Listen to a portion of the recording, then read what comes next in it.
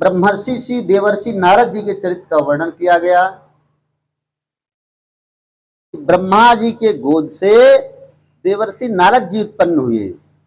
ये मानसिक सृष्टि है, अभी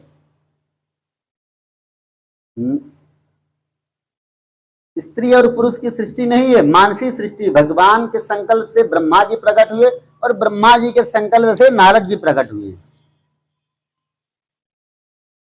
अब श्री ब्रह्मा जी ने कहा कि हे नारद जी, आप सृष्टि की रचना करो। इस सृष्टि रचना के कार्य में मैं आपका पिता हूं, मेरा सहयोग करो, शादी कर लो, सृष्टि को आगे बढ़ाओ। नारद जी ने कहा कि पिताजी, आपने तो बड़ी अच्छी बात बताई कि पिताजी के आदेश का पालन करना चाहिए, माँ का आदेश का पालन करना चाहिए, गुरु जी के आदेश का पालन करना चाहिए, पर मैं सृष्टि की रचना के प्रपंच में नहीं पढ़ना चाहता।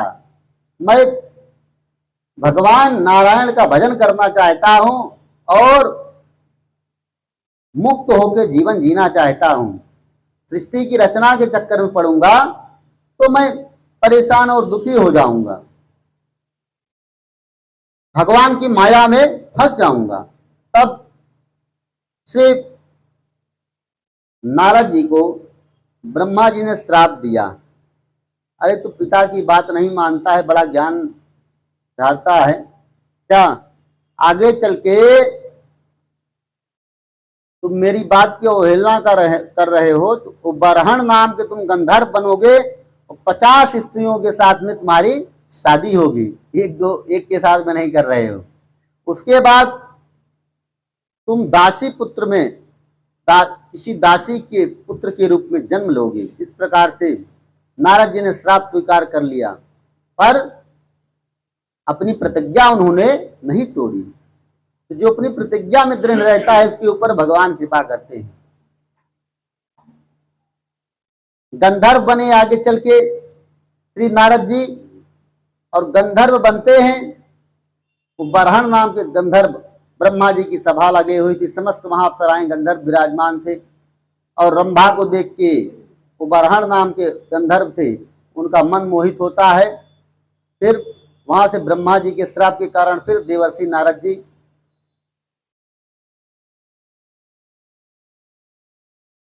कालांतर में समय व्यतीत होने पर द्रुमिल नाम गोप की पत्नी कलावती के गर्भ से उत्पन्न हुए, और इनके पिताजी स्वर्ग सिधार गए। माताजी एक ब्राह्मण देवता के यहाँ सेवा कार्य करती थी, वहीं ये भी जाते सेवा करते। चतुर्मास का समय वहां चल रहा था। चतुर्मास का समय आ गया और संत जन आ गए। देव शयनी एकादशी से लेकर देवोत्थान एकादशी का जो समय होता है वो चतुर्मास का समय होता है। इसमें संत जन जहां रहते हैं, एक जगह रहते हैं, वहीं रह के भगवान की कथा कीर्तन और भगवान के नाम का जप करते हैं, भगवान की भक्ति करते हैं। तो ये सब अपने भक्ति के अनुष्ठानों को सभी संत एक जगह रह के पूरा करते हैं और फलाहार करते हैं अथवा एक बार भोजन करते हैं। तो ये नियम लेते हैं चतुर्मास में संत भगवान। वहां नारद जी अपनी माता के साथ में उस संतों की सेवा करते, नन्हे से थे, और भगवान के नाम का कीर्तन होता तो ये भी खूब कीर्तन करते, वही नाचते भगवान के नाम की मस्ती में और कथा सुनते रहते। जब संत जन प्रसाद पा लेते तो देखिए भगवत प्रसाद की महिमा तो होती ही है। संत जन, संतों का जो प्रसाद रहता है उच्चिष्ट, उसकी कितनी महिमा है, संतों की शीत प्रसादी की। तो नारद जी जो संत प्रसाद पा लेते तो थोड़ा सा प्रसाद पत्तल में जो बचा नहीं रहता है प्रसादी संतों की, उस प्रसादी को पाते थे और बाद में कुछ नहीं पाते।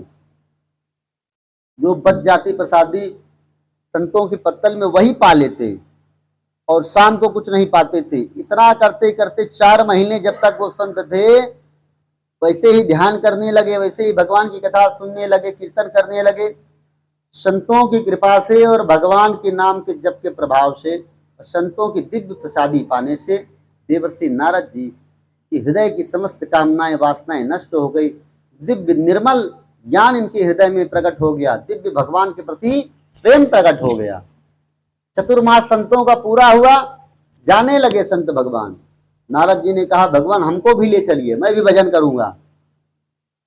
तब संतों ने कहा बेटे मैं तुमको ले तो चलूं, पर तुम्हारी माता अकेली है, तुम्हारा और कोई भाई नहीं है, तुम्हारे पिताजी भी स्वर्ग सिधार गए हैं, आपको मैं ले जाऊंगा।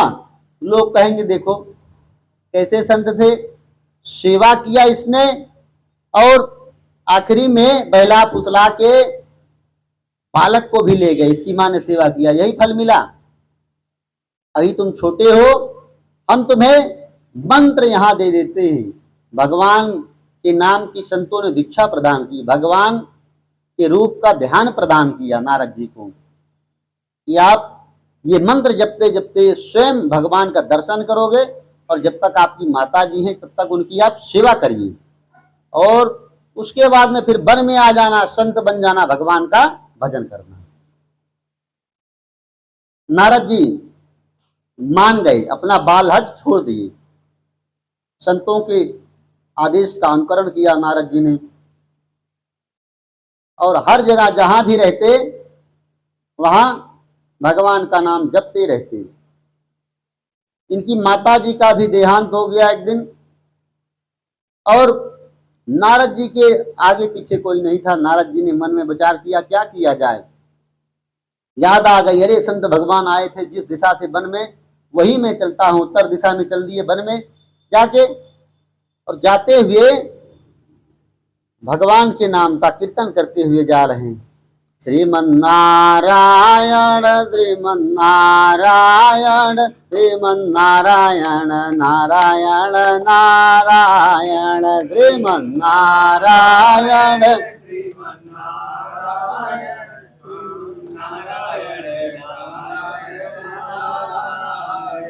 श्री हरि नारायण श्री हरि नारायण श्री हरि नारायण नारायण नारायण श्री हरि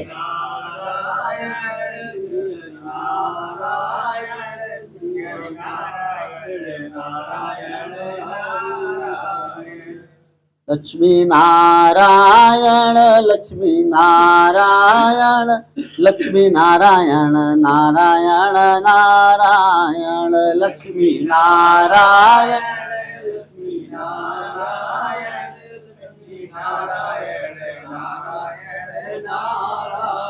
श्रीमन्नारायण नारायण नारायण श्रीमन्नारायण नारायण। श्री नारायण भगवान की, श्री नारद जी महाराज की। इस प्रकार से भगवान नाम संकीर्तन करते रहते, बीड़ा बजाते रहते, आनंद में मस्त रहते नारद जी। वहां गए और भगवान का ध्यान करने लगे। भगवान इनके हृदय में एकाएक प्रकट हो गए और शंख चक्र गदा पद्म धारण किए हुए हैं, दिव्य पीतांबर धारण किए हुए हैं। दिव्य तेज है भगवान का, सुंदर नासिका है, सुंदर कपोल हैं और लाल लाल अधरामित है भगवान का। उस दिव्य स्वरूप को देख के नारद जी मन ही मन आनंद में गदगद हो गए कि जय हो प्रभु, बड़ा सुंदर जो है आपने दर्शन दिया। उस झांकी का जब दर्शन किया नारद जी ने अपने हृदय में, तो सब कुछ भूल गए। जो माता पिता इनके चले गए थे, संसार छोड़ के चले आए थे, तो यहाँ विचार करते थे भगवान का भजन तो कर रहे हैं, आगे पता नहीं क्या होगा। तो लोग ऐसे ही संत बन जाते हैं, सोचते हैं कि हमारा आगे क्या होगा। पर जो भगवान की शरणागति स्वीकार करते हैं का बहुत बिगड़त ना सुने श्री रामचंद्र के दास। गोस्वामी जी कहते हैं कि भगवान के भक्तों का भविष्य भगवान स्वयं बनाते हैं। तो जो संत बन जाता है उसकी रक्षा, उसका कल्याण भगवान स्वयं करते हैं। इसलिए कभी चिंता नहीं करना चाहिए कि मेरा क्या होगा, मेरी सेवा कौन करेगा, मेरी देखभाल कौन करेगा। भगवान स्वयं उनकी देखभाल करते हैं, किसी न किसी के माध्यम से उनकी सेवा स्वयं करवाते हैं। हर प्रकार से अन्न की, वस्त्र की, धन की, जो भी आवश्यकता रहेगी सब प्रकार की पूर्ति भगवान स्वयं करते हैं। इसलिए कभी भी अपने भविष्य को लेके चिंता नहीं करनी चाहिए, भगवान का भजन करना चाहिए और भगवान के ऊपर दृढ़ विश्वास रखना चाहिए। कुछ ही क्षण बाद वो झांकी अंतर्ध्यान हो गई और नारद जी बेचारे छटपटाने लगे, रोने लगे, एकदम व्याकुल हो गए नारद जी। जैसे मछली को जल से निकाल दिया जाए तो मछली तड़प उठती है, उसके प्राण चले जाते हैं, वही स्थिति नारद जी की है। आकाशवाणी हुई, भगवान ने कहा कि हे नारद जी, आपको इस जन्म में मेरा दर्शन नहीं होना था। नारद जी ने कहा भगवान, दर्शन नहीं होना था, दर्शन दे क्यों दे दिए जबरदस्ती, और दर्शन दे दिए तो फिर अंतर्ध्यान हो गए। जी भर के मैं आपका दर्शन कर लेता, मेरे सामने प्रकट हो जाता, खाली हृदय में मैं ध्यान कर रहा था, आपकी झांकी नजर आई, फिर अंतर्ध्यान हो गई। सामने कम से कम बैठते, मैं आपकी पूजा करता, आपसे कुछ बात करता, मुझे आपसे कुछ प्रश्न करना था, और आप एकाएक दिखे और चल दिए, ये कहाँ का न्याय हुआ। तो भगवान ने कहा नारद जी, अगले जन्म में आपको मेरा दर्शन होगा और आप मेरे पार्षद बनेंगे। नारद जी ने कहा अगला जन्म कौन देखा है प्रभु, इस जन्म में तो मेरी स्थिति खराब है, आप कृपा करिए। तो भगवान ने कहा कि देखो, संत सेवा की ये महिमा है कि जो संतों की सेवा करता है उसका प्रारब्ध भी कट जाता है। आपके भाग्य में मेरा दर्शन नहीं था, पर आपने संतों की सेवा करी है और संतों की आपने प्रसादी पाई है, तो उस प्रसादी से आपका हृदय जो है निर्मल हो गया, आपके सारे पूर्व जन्म के पाप ताप समाप्त हो गए और मेरे नाम का आपने जप किया है। और संतों ने आशीर्वाद दिया था कि आपको मेरी कृपा प्राप्त होगी, इसलिए मैंने आपको दर्शन दिया, उनकी वाणी को सत्य करने के लिए। तो भगवान के नाम का जो जप करते हैं संत जन, उनकी क्या महिमा है। श्री नारद जी संतोष करते हैं, चलो ठाकुर जी कृपा करेंगे आगे चल के। फिर नारद जी भगवान के आदेश को स्वीकार करते हुए वन में रहते हैं, विचरण करते हैं। और जब कालांतर में समय व्यतीत हुआ, दासी पुत्र थे नारद जी, उनका शरीर पूरा हो गया। फिर सृष्टि के प्रारंभ में फिर ब्रह्मा जी के पुत्र बने फिर देवर्षि नारद जी, और भक्ति के आचार्य बने। जब भक्ति देवी उनके पुत्र थे, ज्ञान और वैराग्य, दुखी हुई तो भक्ति का दुख भी भगवान श्री नारद जी के माध्यम से दूर हुआ, ज्ञान वैराग्य पुष्ट हुए। वेदांत का, योग का, ज्योतिष का, संगीत का, इन सब का नारद जी को जैसा ज्ञान है ऐसा ज्ञान किसी को नहीं है। भक्ति के तो आचार्य हैं नारद जी। भक्ति देवी ने स्वयं इनकी महिमा का वर्णन किया है। जयति जगति मायाम यस्य काया धवस्ते, वचन रचन में कम केवलम जा कलैया, ध्रुवपदमपि यातो यत्कृपातो ध्रुवोऽयं, सकल कुशल पात्रम ब्रह्मपुत्रम नतास्मि। हे नारद जी, आपकी जय हो। आपकी कृपा से भक्तराज प्रहलाद ने भगवान का दर्शन किया और आपकी कृपा से ही ध्रुव ने ध्रुवप्रद को प्राप्त किया। ध्रुव तारा सबसे ऊपर है जितने भी तारे हैं, इसलिए आप कृपा करिए मेरे पुत्रों के ऊपर, ज्ञान वैराग्य के ऊपर। भगवान ने, श्री नारद जी ने कृपा करी, भागवत सुनाया और श्री सनकादिक ऋषियों ने भागवत सुनाया। नारद जी मुख्य श्रोता बने, सनकादिक ऋषि वक्ता बने, तो भक्ति देवी के जो पुत्र थे ज्ञान वैराग स्वस्थ हो गए। तो ऐसी है नारद जी की महिमा। और भगवान ने प्रसन्न होकर इनको वैकुंठ लोक में दर्शन करने गए थे, तो वीणा प्रदान करी और उसी वीणा पे हमेशा भगवान के नाम का कीर्तन करते रहते हैं। और जहां भी ये भगवान से प्रार्थना करते हैं वहीं भगवान का दर्शन होता है। भगवान की लीला के मुख्य पात्र हैं और भगवान नारायण श्रीमद् भागवत में जो आया है 24 अवतार लेते हैं, उसमें भगवान के मन माने गए हैं नारद जी। एक अवतार नारद जी का भी है, चौथा अवतार है। तो हमें श्री नारद जी की तरह ही भगवान की भक्ति करनी चाहिए, इससे भगवान नारायण हमारे ऊपर कृपा करेंगे। आगे चल के कृष्णदत्त नाम के ब्राह्मण का दृष्टांत आया है कि गुरु हमें कब करना चाहिए। लोग सोचते हैं मुहूर्त निकालेंगे, समय निकालेंगे, ये विचार करेंगे, वो विचार करेंगे दुनिया भर का। एक गांव में एक ब्राह्मण दंपति निवास करते थे। ब्राह्मण का नाम था कृष्णदत्त और ब्राह्मणी का नाम था सुंदरी। दोनों धर्मपरायण थे, अपना जीवन जीते थे। और एक दिन नारद जी विचरणशील तो हैं ही, घूमते घूमते वहीं से निकलते हैं श्री नारद जी। वहां जाके संयोग से ब्राह्मण के घर नारद जी पहुंच गए। ब्राह्मणी से कहा देवी भिक्षाम देही, तो प्रसाद पवाइए। ब्राह्मणी खुश हो गई कि नारद जी का दर्शन हुआ, इतने बड़े संत हैं, संतों को प्रसाद जरूर पवाना चाहिए।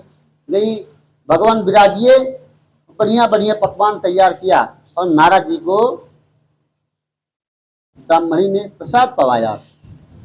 नारद जी का पूजन किया, दक्षिणा दी और नारद जी प्रसन्न हो गए। अच्छा स्वागत सत्कार किया, भाव भक्ति है। नारद जी को लीला करनी थी। नारद जी ने पूछा आपने मंत्र ले रखा है, गुरु बना रखा है, दीक्षा ले रखी है? तो ब्राह्मणी ने कहा नहीं भगवान। अरे राम राम राम, अच्छा जब आपने गुरु नहीं बना रखा है तो भगवान को भोग भी नहीं लगाती होंगी। तो नारद जी ने उल्टी कर दिया वो सारे प्रसाद को। मैं जो गुरु दीक्षा से विहीन है उनसे यहाँ प्रसाद नहीं पाता हूँ। अब नारद जी ने उल्टी कर दिया। ब्राह्मणी ने कहा भगवान आप मेरे अतिथि हैं, मेरी सेवा नहीं स्वीकार करेंगे तो सब कुछ बेकार है।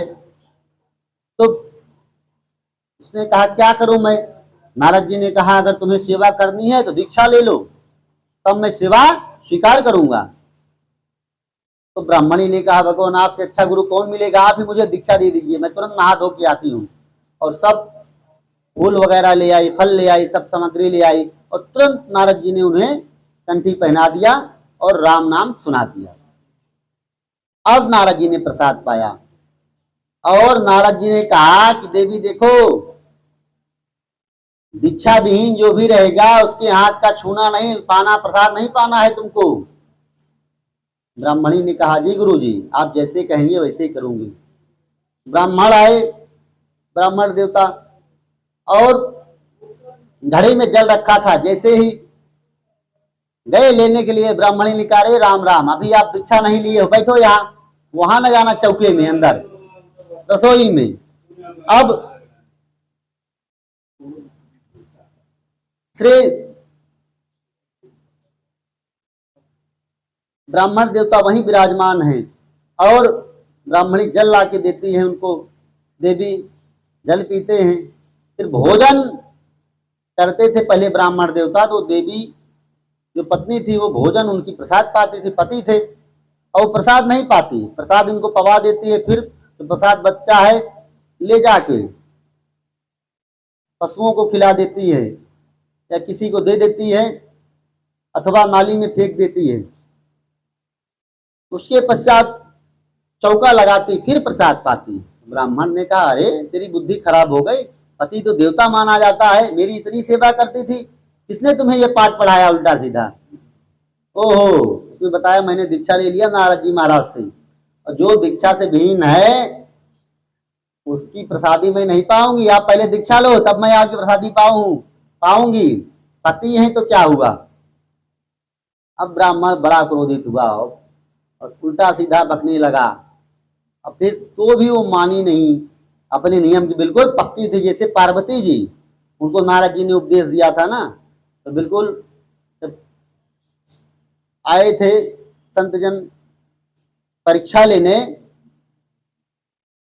तो जैसे माँ पार्वती भगवान शिव के प्रति जैसी निष्ठा थी, वैसे ही नारद जी को गुरु बनाई थी, वैसे ही निष्ठा उस देवी की थी। बोले ठीक है, मैं गुरु बना लूंगा। इसको गुरु बनाऊं? अरे हमारे गुरु जी इतने सामर्थ्यवान हैं, दो दो गुरु बनाएंगे तो आप उनके यहाँ जाएंगे, मैं नारद जी की पूजा करूंगा, इससे बढ़िया रहेगा पति पत्नी दोनों एक गुरु बनाएं। नारद जी से अच्छा गुरु कौन मिलेगा? कहीं रुकते नहीं है और किसी चीज में आसक्ति नहीं, कोई मोह नहीं, भगवान के श्रेष्ठ भक्त हैं। अब नारद जी का स्मरण किया उस देवी ने, अपने गुरु जी का, नारद जी प्रकट हो गए। क्या बात है बेटी? तो उसने कहा कि भगवान आप हमारे पति को भी गुरु दीक्षा दे दीजिए। अच्छा, ब्राह्मण ने भी प्रणाम किया, भगवान मुझे भी दीक्षा दे ही दो, अच्छा रहेगा, दोनों लोग दीक्षा ले लेंगे। तब नारद जी ने कहा अच्छा जाओ नहा धो के आ जाओ और बस मंत्र दे दिया जाएगा तुमको। वो जाने लगे नदी में नहाने के लिए, और वहां पितरपक्ष उस समय चल रहा था। किसी ने कर्मकांडी ब्राह्मण ने उनको पाठ पढ़ाया, अरे आप इस समय दीक्षा ले लेंगे पितरपक्ष में तो अच्छी बात नहीं है, पितरपक्ष बीत जाने दीजिए, तब जाके दीक्षा लो। आप तब दीक्षा लेंगे तो अच्छा रहेगा, अभी दीक्षा ना लो। अब ब्राह्मण की बुद्धि बदल गई, फिर आए। नारद जी ने कहा अच्छा तैयारी कर लिए? भगवान क्या करूं, अभी पितरपक्ष चल रहा है, आगे चल के दीक्षा लेंगे।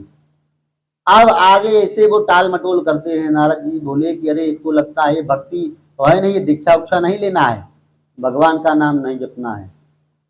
समय व्यतीत हो गया, दोनों की मृत्यु हो गई। और उस ब्राह्मणी ने मंत्र जपा था तो उसके प्रभाव से सुंदर राजकुमारी हुई किसी राजा के यहाँ जाके, और ये ब्राह्मण देवता उसी राजा के यहाँ जाके हाथी बने। अब ब्राह्मणी वो राजकुमारी जो हुई थी धीरे धीरे बड़ी हो गई, तो उनके पिता ने स्वयंवर रचाया, शादी विवाह होने वाला था। अब ये हाथी और ये दोनों, इनको ये बात याद रहे कि अगले जन्म में हम पति पत्नी थे। राजकुमारी बड़ा स्नेह करती हाथी से, और अगले जन्म के हमारे पति हैं, और वो भी बड़ा स्नेह करते, और मन ही मन बताते कि नारद जी से अगर दीक्षा ले लेती आज मैं हाथी नहीं बनता, मैं भी राजकुमार बनता। अब मेरी ये दशा ना होती, गलती तो मैं कर बैठा, राजकुमारी की शादी किसी और से हो जाएगी। अब लेकिन मैं कर क्या सकता हूं, मैं तो जो है पशु योनि में हूं। मन ही मन पछताते और भगवान को याद करते कि आप मेरे इस दुख को दूर करिए। देवर्षि नारद जी को उस राजकुमारी ने याद किया। जब स्वयंवर का समय हुआ तो तमाम राजकुमार इकट्ठे हुए, पर उस राजकुमारी ने पूर्व जन्म के अपने अभ्यास के कारण कि उस हाथी को अपना, वो हमारा पति है, वो तो जानती थी मंत्र के प्रभाव से, उसी के गले में जाके जयमाला डाल दी। सब राजकुमार नाराज हो गए, अरे किसी पागल है, इसके साथ में कौन शादी करेगा, अच्छा हुआ इसने जाके हाथी को जयमाला डाल दी। इतने अच्छे अच्छे राजकुमार हैं, इसने किसी का वर्ण नहीं किया। उसके पिताजी ने पूछा बेटी तुमने ऐसा क्यों किया, तुम्हारा जीवन कैसे बीतेगा, कैसे तुम्हारा जीवन पार लगेगा। तो राजकुमारी ने कहा कि पिताजी ऐसी ऐसी बात है। अब नारद जी का स्मरण किया उस देवी ने और दुखी हुई, तो नारद जी ने आए भगवान नारद जी, और उन्होंने हाथी के सिर पे हाथ रखा और बोले अब तो दीक्षा ले लो। हाथी लज्जित हो गया, उसका सिर नीचे झुक गया। उसने मन ही मन प्रणाम किया, भगवान कृपा करिए। जो ही नारद जी ने उसके कान में मंत्र फूंका, उस मंत्र के प्रभाव से, भगवान के नाम के प्रभाव से वो हाथी योनि से मुक्त हो गया और सुंदर दिव्य राजकुमार बन के वहां प्रकट हो गया। और राजकुमारी ने उस राजकुमार के अपने पुराने पति जो ब्राह्मण देवता थे उनके गले में उसने जयमाला डाली और दोनों की शादी हुई और दोनों सुखपूर्वक जीवन बिताने लगे। तो कर्मकांड में और भगवान की भक्ति में बहुत अंतर होता है। भगवान की भक्ति हमेशा करनी चाहिए। भगवान का नाम कभी भी कोई भी सुन सकता है, चाहे पितर पक्ष हो, चाहे कोई भी पक्ष लगा हो, कोई भी दिन हो। क्यों? क्योंकि जाने कब तक किसका शरीर काम करे, कब शरीर छूट जाए। तो बिना गुरु बनाए, बिना भगवान के नाम जपे इस धरती से जब जाओगे तो अच्छी गति आपकी नहीं होगी। कथा में आपने सुना कि किस प्रकार वो ब्राह्मण हाथी बना और वो देवी ब्राह्मणी राजकुमारी बनती है। आगे चल के अब इस जन्म में दोनों ने भगवान का बढ़िया भजन किया, तब दोनों को नारद जी ने दीक्षा दिया, राजकुमार राजकुमारी बने थे तो भगवान के धाम को गए, वो वैकुंठ को गए। तो इस प्रकार से